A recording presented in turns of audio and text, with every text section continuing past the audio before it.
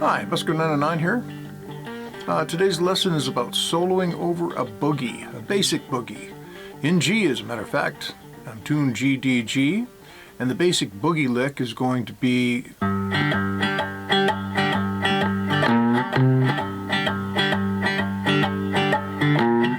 going to be making a loop of that. That was just thumb and the first two fingers.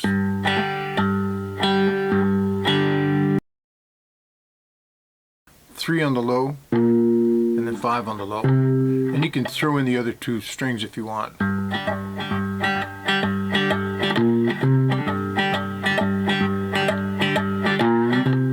You notice I'm keeping them real light on the finger part of things because I want to be soloing over top of it, so I don't want it to sound too messy. So I'm going to make a loop with that. I'm going to solo over top of it. But before I do, I want to tell you what I'm going to use. I'm going to use the pentatonic scale. Pentatonic just means 5 tones. And here it is. 0 on the low, 3, 5, 0, the middle, 3, 5. That's also the same, that 5, same as the high string. But there's more than one place to play it. You can also play it starting here, which I really like to do this. This is like a, I don't know what you call this, third position, I guess. So you got the 5 here, but you've got the 3, 5, 7, and then you have 10 and 12. This is like a different position, 12 position. So you got the 12 and you got the 15. That's the octave of. And you have 10, 12. You have D in the middle, you have the 15 here.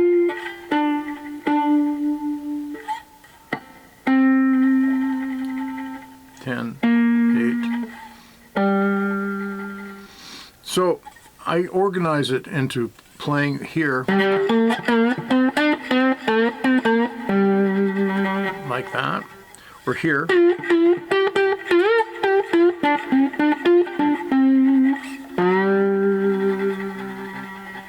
and I would drop down to that position. So you got your first position, and you can always slide to open strings or hammer onto an open string. That was 0, 3 in the middle.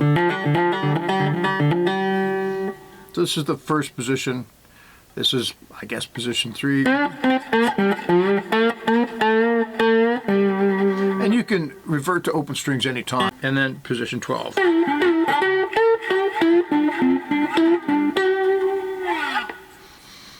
So I'm going to create the loop. It's going to be very short, but it loops, so it goes on forever.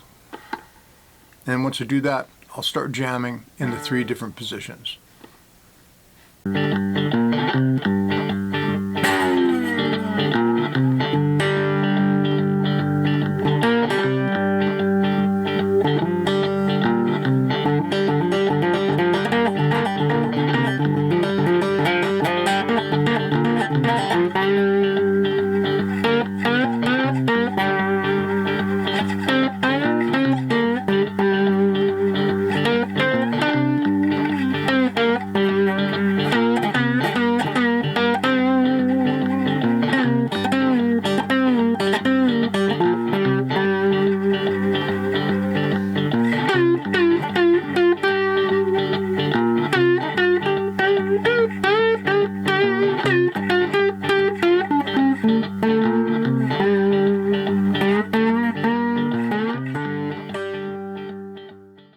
I wanted to mention a couple things before I go away here. One of them is position.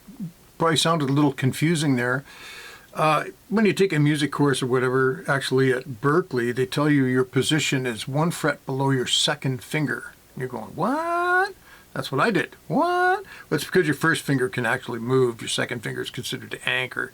But we'll just say it's where your first finger is. So when I was playing in this position,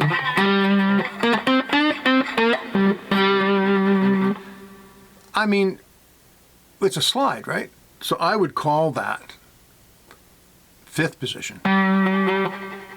But technically it's 3rd or 2nd or whatever. So that's why I've got kind of 2 numbers there. Depends on how you want to look at it. And sometimes whatever the lowest note is, in that particular sequence, we started there, but we went here. That's the 3rd fret. So that's another way of looking at your position. So I just want to clear up any confusion there. You know, you can call your position whatever you want to call it. The other thing I wanted to point out too is I didn't do it because I didn't want it to be confusing, but you can always go to an open string.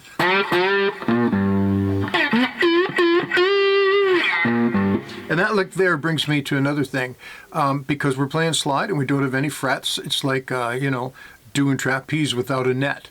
Your pitch and everything that you do is entirely up to you and your ears. You can't stop and play a fret or a chord or anything else to make sure that you're in tune or to keep yourself in tune.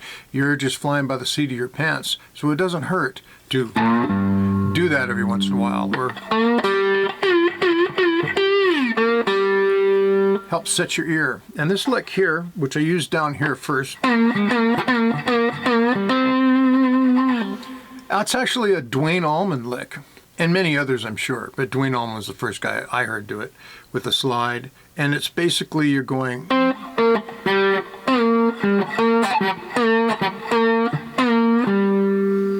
if you were fretted, you'd be trying to do just these 2 notes, but my action's way too high to press down.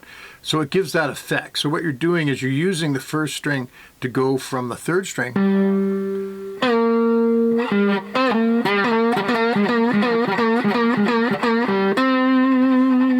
It's very cool, and once you get it, you can use it all over the place. Down here it's a minor 3rd, and up here it's a 7th.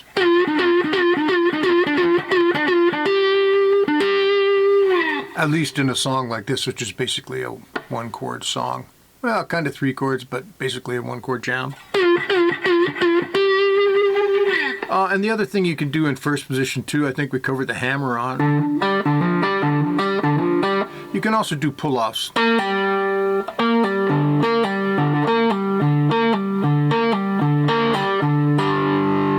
And you can do trills too.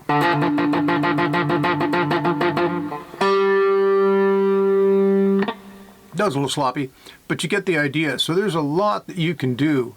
Just don't get into playing the scale. Won't sound like blues. You use the scale, visualize the positions, but play licks, find little rhythmic things of your own. It doesn't have to be what I did. Just make up your own. If you find something cool, work on it. It'll become part of your style, part of your trick bag, as it were. I hope that was helpful. Have a great day. Bye.